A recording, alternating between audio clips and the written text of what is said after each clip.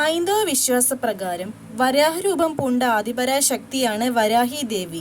പഞ്ചമി ദേവി എന്നറിയപ്പെടുന്ന വരാഹി ദേവി സപ്തമാതാക്കളിലെ അഞ്ചാമത്തെ ഭഗവതിയാണ്. കഠിനമായ വ്രതങ്ങളോ നിഷ്ഠകളോ പൂജകളോ കൂടാതെ തന്നെ ഭക്തരിൽ വേഗം അനുഗ്രഹം ചൊരിയുന്ന ദേവി തന്നെയാണ് വരാഹി ദേവി.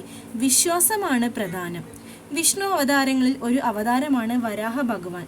ഭഗവാൻ തന്റെ കൊമ്പിൽ ഭൂമിയെ ഉയർത്തിയിരിക്കുന്നു എന്നാണ് പറയുന്നത്.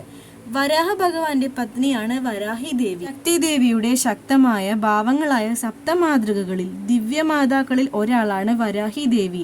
സമ്പത്തിന്റെ താമരയിൽ ഇരിക്കുന്ന വരാഹമായ വിഷ്ണു ഭഗവാന്റെ സ്ത്രീഭാവമാണ് ദേവി. ചുവന്ന വസ്ത്രത്തിൽ വളരെ മനോഹരമായി ദേവിയെ കാണുന്നു. മഹാലക്ഷ്മിയുടെ താന്ത്രിക രൂപമായ ഈ ദേവി 8 വിധത്തിലുള്ള ദാരിദ്ര്യം ഇല്ലാതാക്കുമെന്നാണ് വിശ്വാസം. ആദിപരാശക്തിയായ ലളിത ത്രിപുര സുന്ദരി ശക്തിസേനയുടെ സർവ്വസൈന്യാധിപയായ യോദ്ധാവായിട്ടും വരാഹരൂപം പൂണ്ട മഹാകാളിയായിട്ടും അഷ്ടലക്ഷ്മിമാരുടെ ഐക്യരൂപമായിട്ടും കാലത്തിന്റെ അധിപതിയായിട്ടും ഭൂമിയുടെ അധിപതിയായിട്ടും ക്ഷിപ്രപ്രസാദിയായിട്ടും ദുരിതങ്ങളെ സ്തംഭിപ്പിക്കുന്നവളായിട്ടും ഇഷ്ടവരദായിനിയായിട്ടും ദേവി ആരാധിക്കപ്പെടുന്നു. ഐശ്വര്യം, സമ്പത്ത്, വിജയം എന്നിവയുടെ മൂർത്തരൂപമാണ് വരാഹി ദേവി.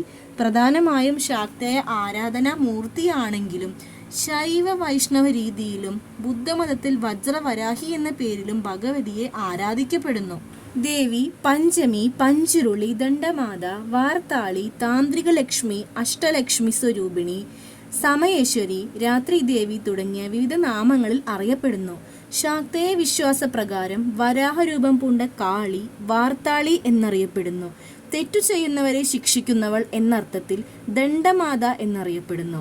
ശക്തി സ്വരൂപിണിയായ വരാഹി ഉഗ്രമൂർത്തിയായും ക്ഷിപ്രപ്രസാദിയായും കണക്കാക്കപ്പെടുന്നു. ഭഗവതിക്ക് പഞ്ചമി തിഥി പ്രധാനമായതിനാൽ പഞ്ചമി ദേവി എന്നും നാമമുണ്ട്. വരാഹി ദേവിയെ ആരാധിക്കുന്നവർക്ക് സമ്പത്ത്, ഉയർച്ച, ശത്രുദോഷശാന്തി, രോഗശാന്തി, ആഗ്രഹസാഫല്യം എന്നാണ് വിശ്വാസം. പൊതുവെ രാത്രിയാണ് വരാഹി ദേവിയെ ആരാധിക്കുന്നത്. പഞ്ചമി തിഥിയിലെ രാത്രിയിൽ വരാഹി ദേവിക്ക് അതിവിശേഷമാണ്. വരാഹി ദേവി ലളിതാംബികയുടെ കയ്യിൽ വിളങ്ങുന്ന ശത്രുനാശിനിയായ പഞ്ച ആയുധങ്ങളാകുന്നു. ജ്ഞാനസ്വരൂപത്തിൽ 5 മുഖങ്ങളോട് കൂടിയ ഭഗവതിയാണ് പഞ്ചമി ദേവി അഥവാ വരാഹി ദേവി. ജലം, വായു, അഗ്നി, ഭൂമി, ആകാശം തുടങ്ങിയ പഞ്ചഭൂതങ്ങളിൽ വസിക്കുന്ന ആദിപരാശക്തിയായും വരാഹി ദേവിയെ ആരാധിക്കുന്നു. ദേവി മഹാത്മ്യം 11-ാമത്തെ അധ്യായത്തിൽ ദുർഗ അല്ലെങ്കിൽ ഭുവനേശ്വരി രൂപമായി വരാഹി ദേവിയെ വർണ്ണിച്ചിരിക്കുന്നു. വാമന പുരാണം 56-ാമത്തെ അധ്യായത്തിൽ സപ്തമാതാക്കളുടെ ജന്മത്തെക്കുറിച്ച് ഇങ്ങനെയാണ് പറയുന്നത്.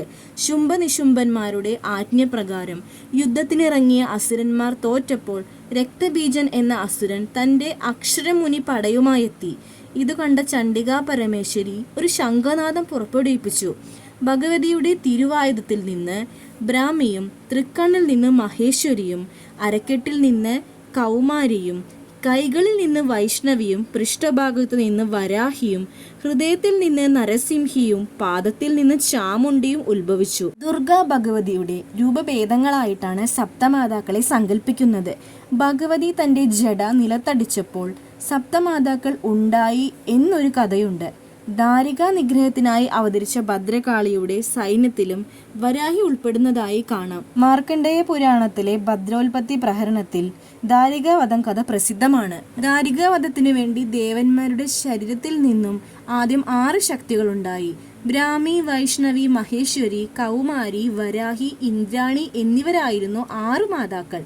എന്നാൽ ഷഡ് മാതാക്കൾ ദാരികന് മുന്നിൽ പരാജയപ്പെട്ടു. ഒടുവിൽ ശിവനേത്രത്തിൽ നിന്നും ശ്രീ ഭദ്രകാളി അവതരിച്ചു. ഭദ്രകാളി അഥവാ ചാമുണ്ടി ഉൾപ്പെടെ 7 ദേവിമാരെയും ചേർത്ത് സപ്തമാതാക്കൾ എന്ന് വിളിക്കുന്നു. ഇക്കൂട്ടത്തിൽ വരാഹിയും പ്രധാന ദേവിയായി ഉൾപ്പെടുന്നു. ശിവനും വിഷ്ണുവും അന്ധകാരാസുരനെ കൊല്ലാൻ ശ്രമിച്ച് ഫലിക്കാതെ വന്നപ്പോൾ വരാഹി ഉൾപ്പെടെ സപ്തമാതാക്കളെ സൃഷ്ടിച്ചു എന്നാണ് മറ്റൊരു കഥ. അടർക്കളത്തിൽ നിന്ന് വീഴുന്ന അന്ധകാസുരന്റെ രക്തത്തിൽ നിന്നും വീണ്ടും അന്ധകൻ ജനിക്കയാൽ സപ്തമാതാക്കൾ അന്ധകന്റെ രക്തം പാനം ചെയ്യുകയും അങ്ങനെ ശിവനും വിഷ്ണുവും അന്ധകനെ വധിക്കുകയും ചെയ്തു. ഹൈന്ദവ വിശ്വാസപ്രകാരം താന്ത്രിക പദ്ധതിയിൽ ഭൂമിദേവി സങ്കല്പവും വരാഹിയാകുന്നു. വാമാചാരപ്രിയ ആയതുകൊണ്ട് തന്നെ ദേവി വാമമാർഗത്തിൽ പൂജിക്കപ്പെടുന്നു. വാമമാർഗ സ്വരൂപിണിയായ ദേവി മത്സ്യവരാഹി എന്ന ഭാവമാകുന്നു. ഒരു കൈയിൽ മധുപാത്രം, മറു കൈയിൽ മത്സ്യവുമായ ഭാവം.